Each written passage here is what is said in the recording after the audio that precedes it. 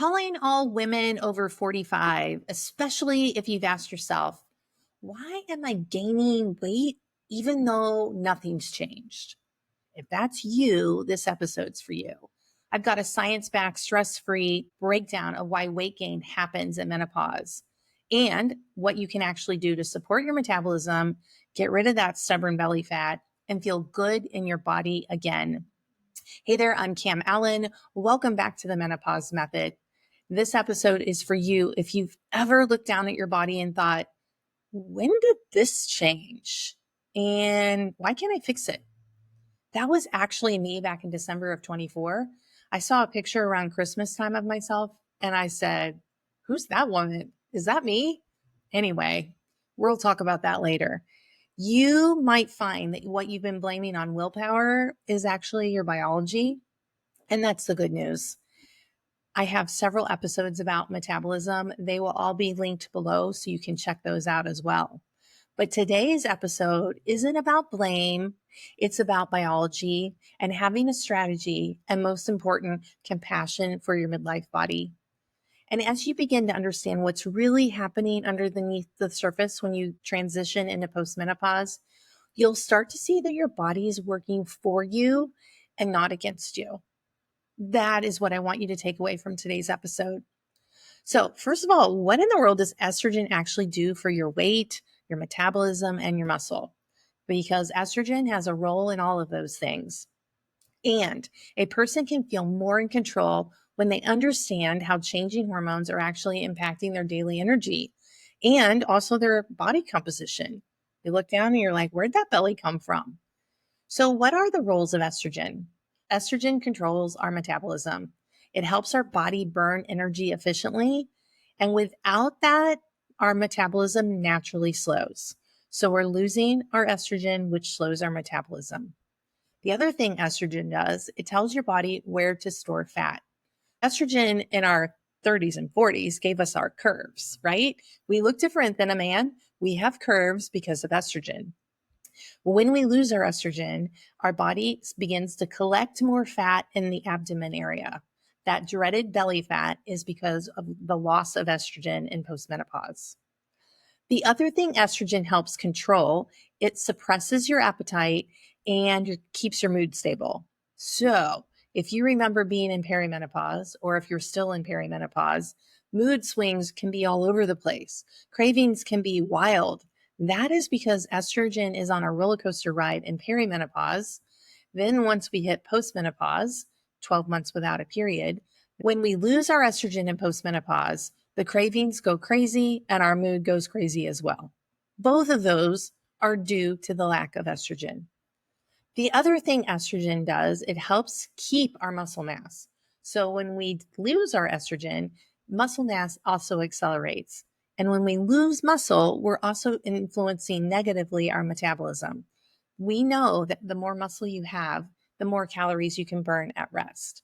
So with less estrogen in postmenopause, muscles take a big hit. So here's the thing. What if the weight gain isn't a problem? It's actually your body's signal. I find that most advice about weight gain in menopause really doesn't work. Most plans weren't made for your current hormone situation. We've been told to cut the calories and do cardio heavy routines, and they worked in the 30s, maybe even in your 40s. And then you hit menopause, you try to return to those, and you find yourself on the couch. That's what happened to me. I was a couple of years post menopause and I did one of my favorite CrossFit workouts. My kids were in town. It was a sunny day in December. I ran, I did overhead squats. It was amazing. I felt amazing. I thought my brain and my body are cooperating. This is amazing. Wrong. I ended up couch running for like 3 days afterwards. I totally overexercised for my hormone levels, if you will. Muscle loss and stress are often overlooked in programs. When you have less muscle, you have a slower metabolism. And when you have more stress, you have more cortisol, which means you have more belly fat.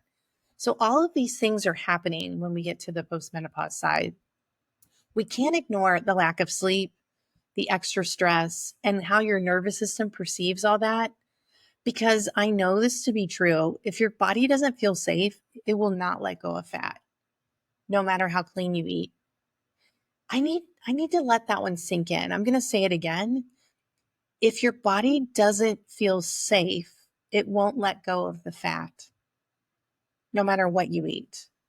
I see it over and over. The longer I coach women in menopause, I see extra body weight as a barrier, as a protection from the outside world. You might notice that once you stop fighting your body and start supporting it, everything is going to feel less exhausting.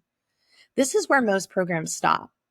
But understanding the why only matters if you're also given the how in a real way that fits your real life and your hormones at this stage. So how do you support your metabolism in menopause without starting over? I'm a big fan of small, doable steps that you can build over time. In fact, I like to think of it as crowding out. So you have your current habits, the things that you're doing currently. And then I want you to slowly add something in and crowd out the less favorable habits. Building strength in small doses is my favorite thing. That's what changed for me in December. My muscle composition is up, my fat composition is down, and the scale is down. And I feel more like myself than I have in a very long time. And how did I do that? 10-minute strength workouts. 10 minutes is enough to preserve your muscle and increase your metabolic burn. In fact, the other thing that happened was I was able to be more consistent because it's really easy to say to myself, I got 10 minutes. I'm worth 10 minutes. And I go downstairs and I go lift some weights for 10 minutes. As you start to choose strength over shrink in your body, you might find yourself more powerful, which is what I want for you, in and out of your clothes. What would it be like if your meals left you full and energized and satisfied instead of stuck in that cravings and I just need something sweet after dinner? I've been there. I know about that. When you eat to support your muscles and your hormones and your energy, everything changes. When you put that protein on your plate first and you balance your meals with fruits and veggies and colorful foods and ditch those food rules that make you crazy and drain your willpower, when you start to realize that what you're eating is actually rebuilding and supporting your body, everything changes. My favorite way to track food without tracking is called the plate method. So I want you to imagine a plate. Half of your plate is non-starchy vegetables. 1/4 of your plate is that protein. Whatever you do, put the protein on your plate. As a former vegetarian, I'm speaking from experience here. And the other fourth is your carbs, like a piece of sourdough or some sweet potatoes or some rice if you like that. So 1/4 protein, 1/4 carbs, and a half of veggies. You'll be good to go. You start eating like that, you'll notice the difference in your energy and how your body composition changes. Give it a try and crowd out those other foods that are not supporting you. The next actionable step to change your metabolism is to move throughout the day. It's called non-exercise activity. And again, check out those previous metabolism episodes. It makes up about 15% of your daily energy use. So that's walking, standing, light movement, gardening, whatever it is, playing with your grandkids. It's not formal exercise. It's literally moving throughout the day. And if you're into tracking, using an Oura ring or Whoop or Fitbit, whatever, Apple Watch, keeping yourself accountable with the steps, that's what falls into the NEAT. And honestly, I find that many women in midlife think they're moving more and they're not. Did I tell you about my Oura story? I don't have it on right now. It's charging. They changed the algorithm, how they counted steps, and typing wasn't really walking. So I'm still adjusting to the new changes, but I'm really grateful that they changed it because when I would go on a walk with my husband, he would have a certain amount of steps and I would have way more steps. Why is that? It's because they changed their algorithm and now it is more accurate than ever. So anyway, that's the good news. I like tracking. It does not make me crazy. It does not do a mental thing. If tracking something like that causes stress or anxiety, then don't do it because that is part of this formula as well, making sure that we're managing our stress. The other thing that's important at this stage of life is your recovery and your nervous system. I used to think that was such nonsense, but your sleep and your stress management and how your body, your nervous system is responding to stuff is a really big deal. These things directly impact your belly fat and directly impact your cravings. So I have a morning routine that includes, if it's nice out, sitting outside, listening to Insight Timer, doing something that starts my day on a positive step. Making time for myself in the morning is a game changer for my whole day. I start off in a calm mode. Now, on days I don't do that, and I start off with my to-do list and I've got to do XYZ and da da da, go, go, go, my nervous system is on high alert all day. Have you ever noticed the difference in your own life when you start your day in a calm mode versus I got to go, go, go mode?